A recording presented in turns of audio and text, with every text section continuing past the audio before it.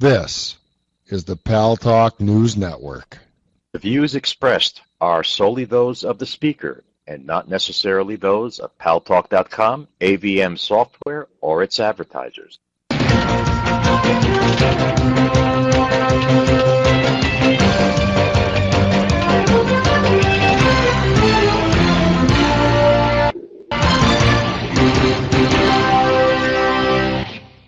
News Talk is online. News Talk Online is a production of Paltalk.com, the largest multimedia interactive program on the internet with more than 4 million unique users on demand on iTunes and on YouTube and on my blog, GaryBaumgarten.com, where you're encouraged to post your comments, whether you agree with yours truly or not, no retribution.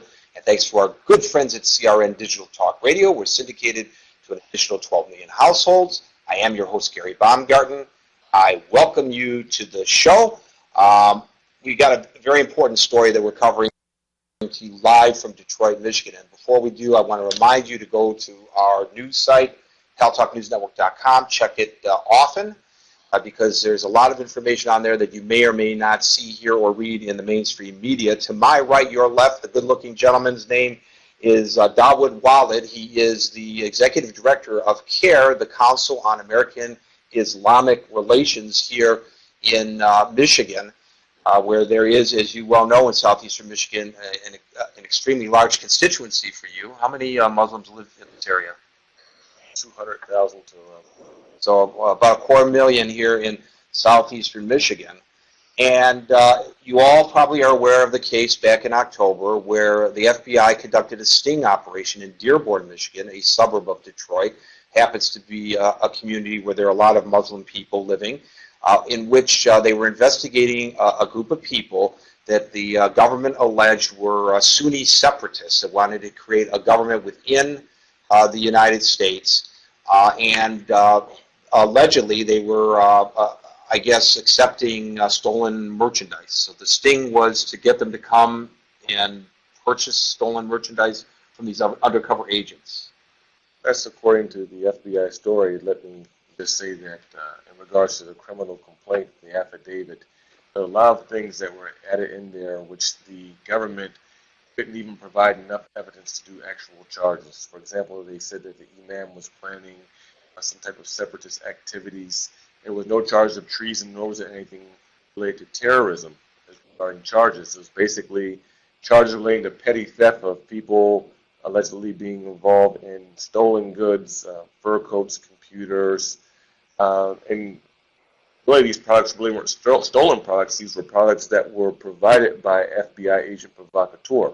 So I would just like to caution people in regards to what has been the FBI and the Department of Justice talking points, or what they're saying that this was a so-called separatist movement that was trying to carve out their own states or seek to overthrow the government.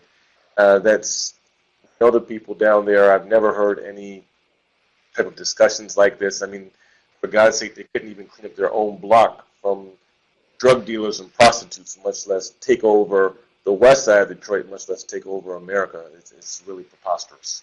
So the allegations of the government have, whether they prove to bear fruit ultimately or not, I think is really not the real issue here. The real issue is what happened in the warehouse, because of course they have the right to investigate if they believe there's some illegal activities going on. Somewhere along the way, shots were fired, and the leader of this group, the imam, and his name is Abdullah. His name is Luqman Ameen Abdullah, was shot by the FBI. An autopsy was performed.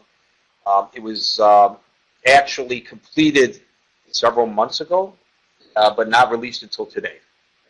Right? Yeah, he's been dead over 3 months, and autopsy report has been available for a while, but the Dearborn Department signed a request that it be suppressed by the Wayne County Medical Examiner. So although it's been ready for a while, they suppressed it under the guise that they need to complete their investigation. They didn't want the autopsy information out. Ironically, the Dearborn police had a press conference today in which they didn't explain the autopsy results. They said go to Wayne County Medical Examiner 2 hours later and they'll explain it. And they still haven't finished their investigation of the shooting scene, so we don't understand why in the world the Dearborn police even suppressed this public information that really any American should be able to get under the Freedom of Information Act. Not any privilege. It's not even privileged information for the family. Any American is able to get this under the Freedom of Information Act. So I have in my hand a copy of this post-mortem report. And it is signed by an assistant medical examiner. It is, in my opinion, that death was caused by multiple gunshot wounds, 21. But of the 21, it's gunshot wound number 4 that is really a bit shocking to me. There was a gunshot wound, it reads, on the upper abdomen with adjacent discontinuous abrasions above and below it. The bullet passed through the abdominal. That's not the right one. I'm sorry. There was a gunshot wound on the left mid-back. The bullet passed through the back soft tissue and left rib cage and passed into the left lung. Wound track was from back to front, slightly left to right, and sharply upward. A deformed bullet jacket was recovered from the end of the wound track. So basically, gentleman, Mr. Abdullah, was shot in the back. Yeah, he was shot in the back.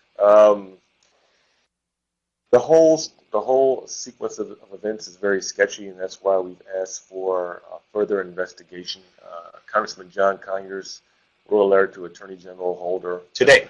No, this was actually about 2 weeks ago at least, asking for an independent investigation into this matter by the Civil Rights Division. We also have questions in regards to some of the sequence of events. Mind you, I heard the story the following day from the FBI, from the special agent in charge.